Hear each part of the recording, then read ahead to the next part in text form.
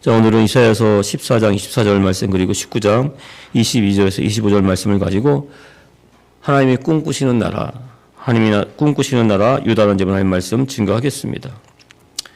자, 이사야서 13장에서 19장까지는 이방 민족, 이방 나라들, 아수르, 바벨론, 모압, 또 북이스라엘, 애굽의 심판과 멸망에 대해서 말씀을 대한 말씀입니다. 이 말씀들을 거의 한 5주에 걸쳐서 말씀을 나눴어요.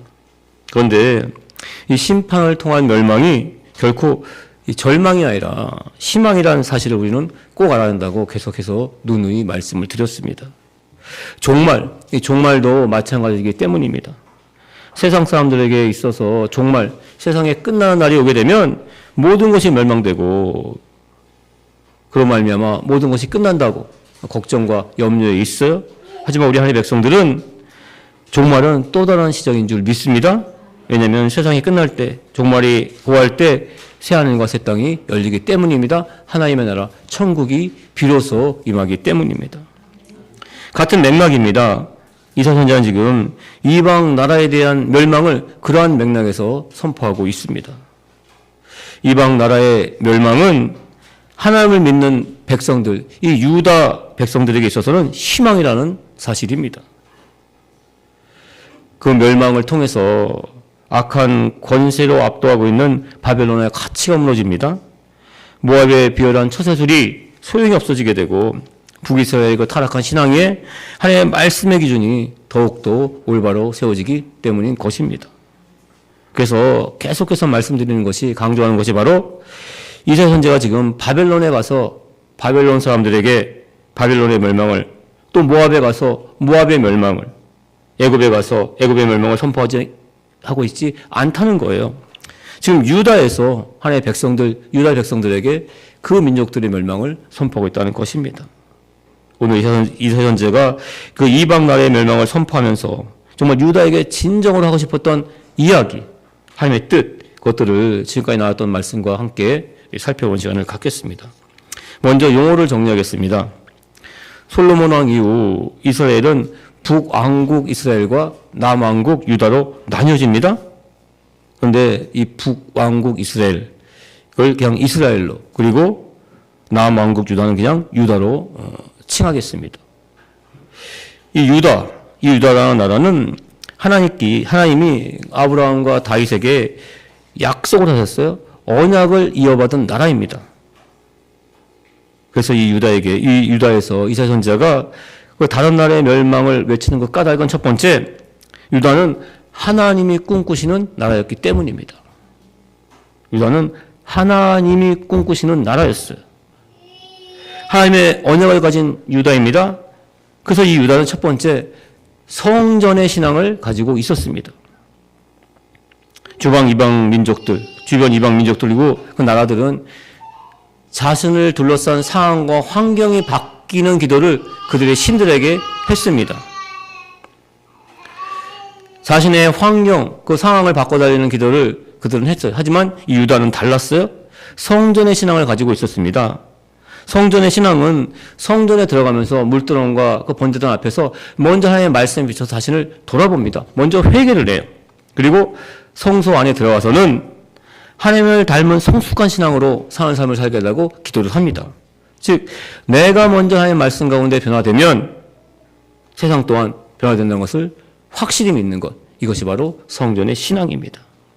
그래서 이 유다 백성들은 주변 나라들에 비해서 살펴보는 것처럼 국력이나 경제적으로는 미흡할 수 있어요. 하지만 성숙된 신앙을 가지고 있었습니다. 선한 사람들로 인정을 받고 있었다는 것입니다. 이방 다른 나라 사람들과는 무언가 다른 그런 올바른 삶의 기준이 있었습니다. 그리고 그 기준을 따르는 성자들이 사는 나라가 유다였어요. 동양적으로 말하면 군자의 나라라고 할 수가 있었습니다. 두 번째, 유다는 하나님의 말씀과 그 진리의 가치 기준을, 그 의미를 추구하는 나라였습니다. 자, 내가 좋아하는 것과 상대방이 좋아하는 것, 이것은 감정입니다. 감정이기 때문에 서로 다를 수가 있어요. 좋아하는 건 다를 수가 있습니다. 또한 서로 좋아하는 것 서로 같을 수 있습니다. 이 공통적인 좋아하는 것이 있을 수 있을지라도 좋아하는 것이 삶의 기준은 될 수가 없다는 사실입니다. 삶의 기준은 모두가 맞다고 여기는 거에 돼요. 즉 진리가 삶의 기준이 되어야 합니다. 진리, 모두가 맞다는 그것이 삶의 기준이 되게 되면 네가 맞네 내가 맞네 싸울 필요가 없어요. 맞는 것이기 때문에 그 진리의 기준을 따르게 됩니다. 유다는 하나님의 말씀을 삶의 기준으로 세웠어요. 삶의 기준, 맞다고 여기는 것으로 생각을 했습니다. 하나님의 말씀이 모든 사람의 공통된 진리였기 때문에, 맞음이었기 때문에 서로 바라보는 진리가 같았기 때문에 네가 맞네 내가 맞네 싸우지가 않았어요. 하나님께서 이렇게 이 유다를 처음부터 계획하시고 꿈꾸셨습니다. 그래서 사람의 가치를 정말 존중하는 나라였습니다. 자, 가나안 땅 처음 들어갈 때 원래는 이 가나안 땅에 하나님께서 계획하신 꿈꾸는 나라는 귀족이나 왕이 없는 나라였어요. 즉 종이나 노래가 없는 나라였습니다. 그렇게 시작을 했어요. 하나님의 말씀을 기준 삼아서 옳고 그름을 따지는 재판관, 그러니까 사사들이 있었을 뿐입니다. 왕이 없는 나라였어요. 그리고 정치적이나 경제적으로 평등한 나라를 하나님은 꿈꾸셨습니다.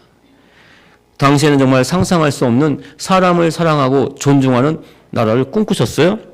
가장 대표적인 것은 고아와 과부를 돌보기 위한 이 장치입니다. 11조의 개념이 삶의 가운데 적용된 예입니다. 지금 현대의 생존권, 이 생존권을 보장하는 복지정책을 넘어서는 엄청난 정책이었어요. 현대 복지정책은 최저 생계를 보장합니다. 먹고 사는 의식주의 문제를 책임져주는 정도예요. 하지만 이 고아와 과부는 말 그대로 돌봐주는 사람이 없어요. 남자가 집에 없습니다. 가장이 없습니다. 집에 소득을 가져올 수가 없어요. 그래서 이웃에 있는 10집이, 10가정이 그 열에 하나씩을 내서 열을 또 만듭니다.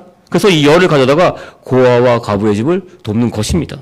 그러니까 고아와 과부도 그 이웃들과 똑같은 삶의 질을 누릴 수 있는 것, 이것이 바로 성경에 나오는 복지 정책입니다. 그러니까 11조의 참된 개념이 삶의 자리 가운데 적용된 것, 바로 이것입니다. 즉 모든 인간이 똑같이 행복할 수 있도록 하나님이 꿈꾸는 나라가 바로 유다였던 것입니다. 세 번째, 그래서 하나님이 친히 돌보시는 나라였어요. 애굽의 노예에서 해방시키셨습니다. 홍해를 가르시고 건너계셨어요. 만나와 메추려 먹으러 광야 가운데 먹이셨습니다. 낮에는 구름 기둥, 밤에는 구름 기둥으로 가나안 땅까지 인도를 하십니다. 그리고 결국 그 가나안 땅에 들어가게 하십니다. 이렇게 하나님께서 친히 하나하나 돌보시는 나라가 바로 유다였습니다. 그래서 유다는 세상에 빛이 되는 나라였습니다. 우리는 이런 사람을 볼 수가 있습니다. 정말 돈도 많고 출세도 했어요. 권력도 있어요. 그런데 너처럼은 살고 싶지 않다. 이런 사람 만나게 됩니다. 그 사람이 가지고 있는 부와 권력 이런 것은 부러워요. 하지만 그 사람처럼 살고 싶지는 않다는 겁니다. 반대로 직업도 변변하지 않고 가정 형편 그렇게 좋아 보이지 않습니다. 미래도 불투명해 보여. 하지만 삶의 모습, 이 살아가는 모습을 보면 바른 마음을 갖고 살고 있고 정말 선한 영향이 나타나고 있습니다. 배울 것이 있어요. 그러면서 사람은 저렇게 살아야 돼. 이런 생각을 갖게 한 사람이 있다는 것입니다. 그렇다면 지금 현재 우리나라가 꿈꾸고 있는, 지금 현재 우리나라 대한민국이 꿈꾸고 있는 나라는 과연 어떤 나라일까요? 미국, 중국, 일본, 유럽, 정말 강한 나라, 부유한 나라일까요? 물론 꿈꿈이지만 목적은 아닙니다. 북유럽의 조그만 나라들이라는 사실입니다. 그 나라들은 그렇게 강하지 않습니다. 그렇게 부유하지 않아요. 하지만 그들의 삶을 보면 삶의 소소한 행복을 추구하고 있습니다. 그런데 바로 유다가 그랬다는 사실입니다. 정말 강원도만한 조그만 나라예요. 하지만 왕이 없고 계급이 없고 정말 한 사람 한 사람이 성자와 군자 같아서 서로가 존중하고 귀히 여기는 하나님의 돌보시는 나라를 하나님은 꿈꿨습니다. 그리고 이 나라를 보고 간 이방 사람들의 그 마음 가운데는 사람은 저렇게 살아야 되는데, 나라는 저런 나라가 되어야 되는데, 이렇게 빛을 비추는 나라가 바로 유다였어요. 이렇게 빛을 발할 때가 잠시 있었습니다. 하나님께서 정말 그 주변 이방 나라, 이방 민족들이 정말 빗대는 이 유다를 보면서 이 유다를 만드신 하나님, 그리고 하나님의 말씀을 따르기를 하나님께서는 꿈꾸셨던 것입니다. 유다는 하나님의 말씀으로 디자인되고 계획된 하나님이 꿈꾸시는 나라였습니다. 두 번째, 그런데 멸망을 선포하십니다. 그 까닭은 유다를 깨우시기 위한 하나님의 경고였다는 사실입니다. 지금 이사야 선지자 앞에 펼쳐지고 있는 유다, 이 유다라는 나라는 아하스 왕이 다스리고 있었어요. 이 아하스 왕 시대는 점점 이 나라가 변질되고 있었습니다. 아하스 왕은 당시 최강덕이었던 아수르를 방문합니다. 그 수도 다메섹을 방문했는데 그곳에서 이방 신을 섬기는 제단을 보고 정말 큰 감동을 받습니다. 그 제단 때문에 이방 신을 섬겼기 때문에 아수르가 이렇게 대제국이 될 수 있었구나 보게 돼요. 엄청난 그러한 제단과 엄청난 우상을 보게 됩니다. 그 모든 제단과 신상의 구조 그리고 모양을 똑같이 베껴서 예루살렘에 있는 제사장 우리아에게 보냅니다. 예루살렘 성전에 그 아수르의 제단과 우상 신상 그 모양 그 구조 그대로 하나하나 세우게 돼요. 그리고 아하스 왕은 돌아서 예루살렘 성전 안에 똑같은 이방 신상이 있습니다. 이 이방 신상에게 이 제사를 지내게 됩니다. 그래서 유다는 첫 번째 세상의 권력을 누리는 이 아수르, 이 바벨론 강대국을 닮아가고 있다는 것입니다.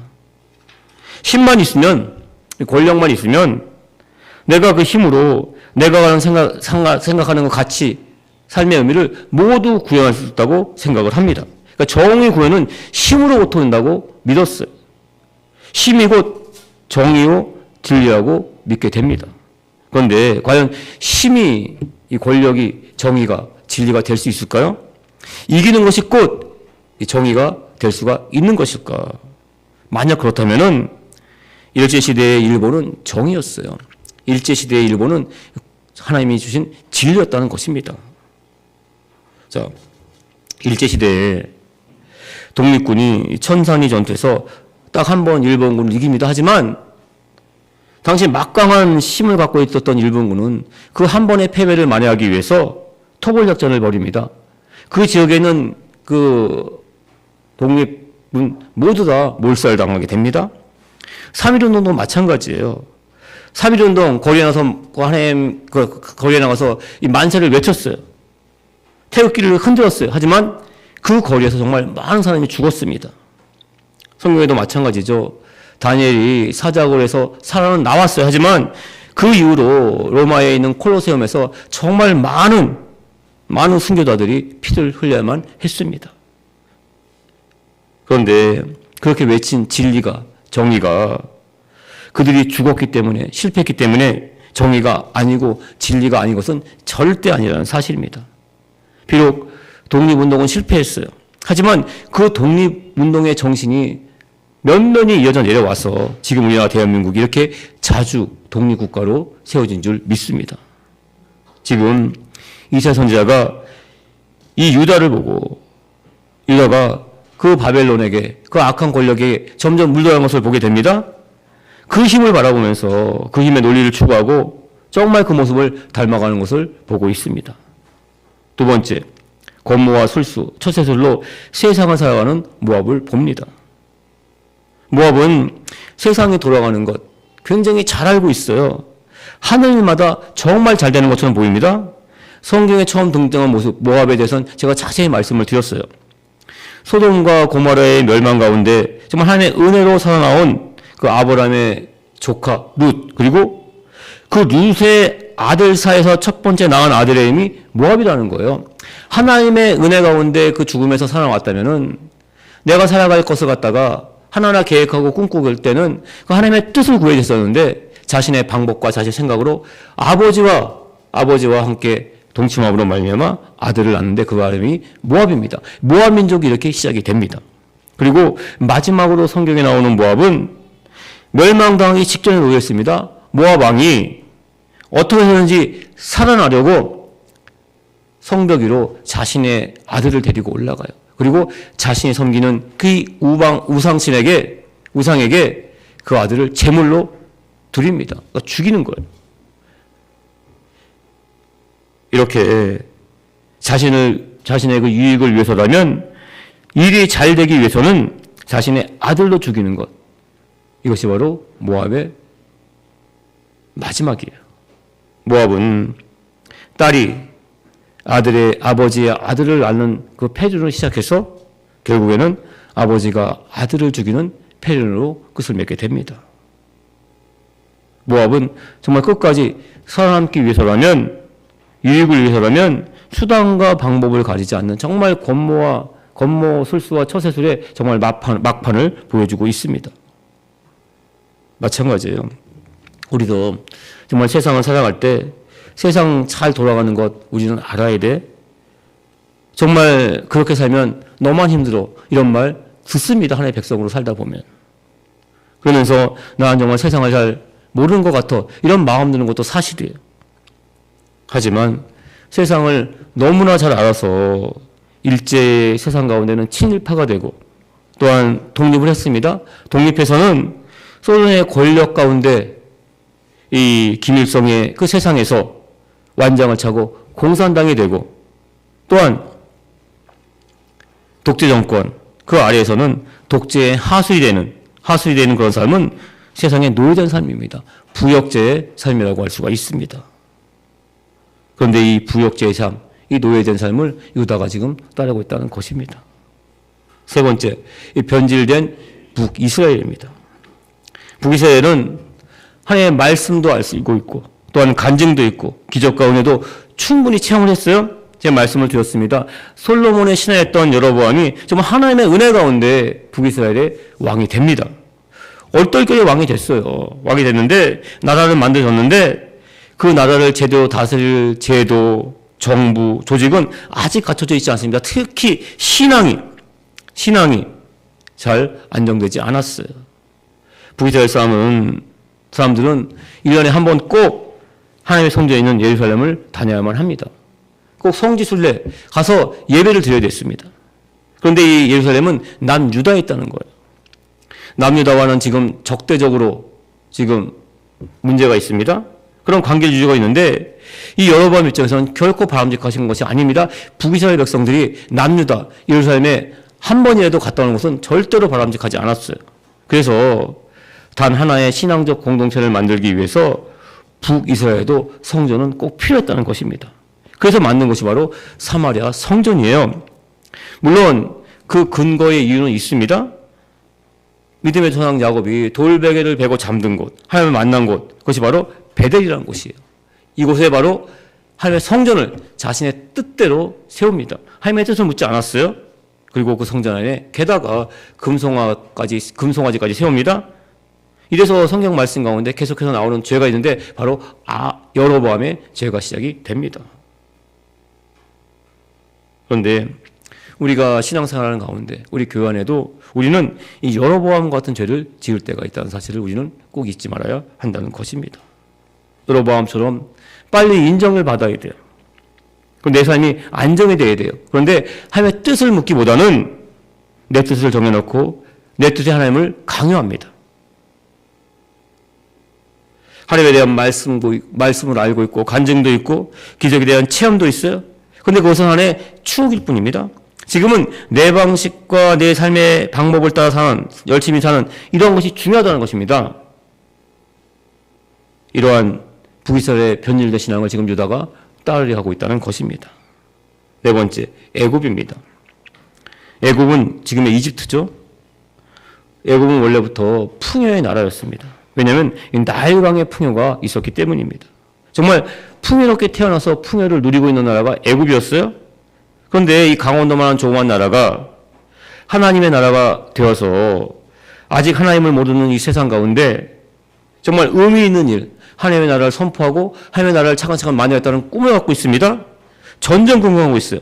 그런데 원래부터 강덕이었던 그 나일강의 풍요를 누리고 있는 이 애굽을 보면서 갖게 되는 것은 정말 인생은 저렇게 폼나게 살아야 되는데 이런 부러운 마음 갖게 될 수도 있다는 사실입니다.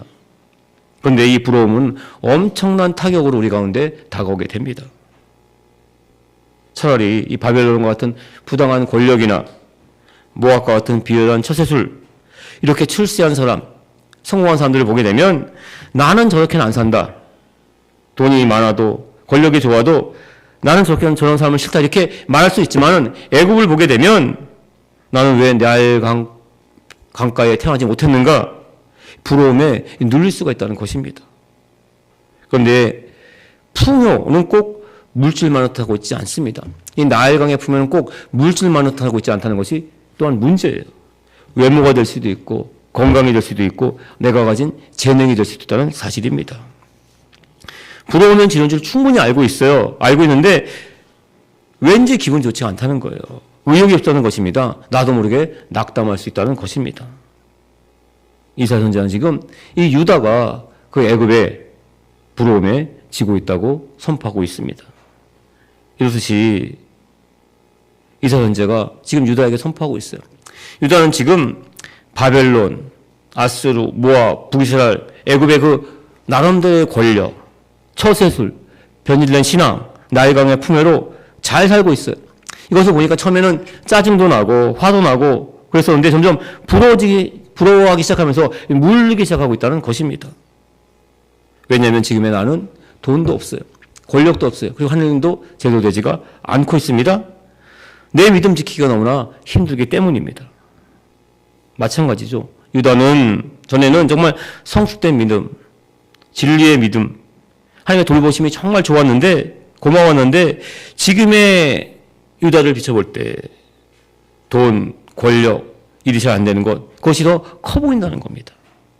적당한 믿음이 더욱더 편리해 보인다는 것입니다. 그래서 세상을 흉내내고 있습니다. 그래서 이사야 선지자는 지금 이방 나라 그들의 멸망을 선포하고 있는 것입니다. 그래서 세 번째 멸망은 포기하지 않는 하나님의 주시는 희망이라는 사실입니다. 이 멸망을 선포한 이사야 선지자가 단지 유다를 정죄하기 위해서 또 이방 나라가 멸망하듯이 유다도 멸망할 것이라고 이렇게 선포하는 것은 절대 아닙니다. 절대 아니에요. 이사야 선지자는 과연 어떤 뜻에서 유다에게 이렇게 멸망을 선포하고 있는 것일까? 예를 들게 되면 K-팝 스타 같은 오디션, 이전에 한번 말씀을 드렸어요. K-팝 스타 오디션, 이 오디션에서 우승을 했습니다. 뭐 YG나 또 JYP 같은 그런 굉장히 유명한 엔터테인먼트 회사에 들어갔어요. TV에서 봤던 그런 유명한 스타들이 많이 모여 있습니다. 나도 저런 스타가 되고 싶어요. 그래서 그 스타들을 흉내냅니다. 제스처를 흉내내고 목소리를 흉내내고 창법도 흉내냅니다. 그런데 이 모습을 가만히 지켜보고 있던 그 전담 트레이너가 이렇게 말해요. 저 스타들은 지금도 여기서 자신들의 단점을 고치고 보완하고 있어요. 스타가 됐지만 아직 배우고 있는 중이야. 그래서 너는 저 사람을 닮는 것이 아니야. 너는 너만의 재능이 있어. 그 재능을 더욱더 발전시켜야 돼. 너는 저 스타들보다 더욱더 잘 될 수 있어. 내가 도와줄게. 나만 믿고 따라와. 너에게는 엄청난 가능성이 있어. 네 자신을 믿어. 그리고 나를 믿어. 이렇게 말을 합니다. 오디션 심사에서 가장 중요하게 여기는 것은 가능성입니다. 가능성. 아직은 부족해요. 하지만 열심히 배우고 연습하면 지금보다 훨씬 더 나아질 것, 잘할 것을 보는 것, 이것이 굉장히 중요합니다. 그리고 그 가능성을 보고 그 가능성을 이끌어내는 것이 바로 이 트레이너의 역할인 것입니다. 마찬가지입니다. 이사야서 14장 24절 보시면 만군의 야훼께서 맹세하 이르되 내가 생각한 것이 반드시 되며 내가 경영한 것을 반드시 이루리라. 지금 비록 돈이 없어요. 권력도 없고 하는 일 제대로 되지 않습니다. 하지만 하나님이 세운 나라입니다. 이 유다에게는 여전히 기회가 있고 여전히 가능성이 있습니다. 여전히 영역이 있어요. 왜냐하면 하나님의 도우심이 반드시 유다 가운데 있기 때문입니다. 우리 인생도 마찬가지예요. 하나님의 그 뜻, 나를 향한 뜻이 경화하심이 우리 삶의 자리 가운데 분명히 있는 줄 믿습니다. 물론 하나님께서 확 모든 것을 열어줄 때도 있어요. 열어줄 때 있습니다. 하지만 또한 꽉 막힌 것 같을 때 있습니다. 하지만 그렇다고 해서 바벨론을 바라보고 모압을 바라보고 애굽을 바라보고 비교하고 따라서는 안 된다는 말씀입니다. 하나님께서는 그 유다를 향한 하나님의 뜻, 그 꿈을 이루시기 위해서 경영하신다는 거예요. 경영이 뭡니까? 하나하나 계획하고 하나하나 그 과정을 통해서 그 목적을 반드시 이룬다는 것입니다. 이렇게 하나하나 하나님께서 우리 삶 또한 경영하고 계신 줄 믿습니다. 더 나아가서 이 선자는 굉장히 중요한 말씀을 하고 있어요. 이방 민족도 하나님이 창조하신 하나님의 사람들이라고 이렇게 말씀을 하고 있습니다. 이 모든 것을 하나님께서는 화합하여 서울인다는 말씀을 지금 하고 있습니다. 세상에는 아수르와 바벨론과 모압과 북이스라엘과 애국 같은 나라만 있는 것이 절대 아니라는 겁니다. 세상에는 분명히 유다가 있었어요. 그리고 유다는 있어 오고 있다는 사실입니다. 세상이 점점 악해지고 나빠진다고 얘기하지만 같아도 유다가 있기 때문에 지금의 이 세상이 이렇게 유지되고 있는 것입니다.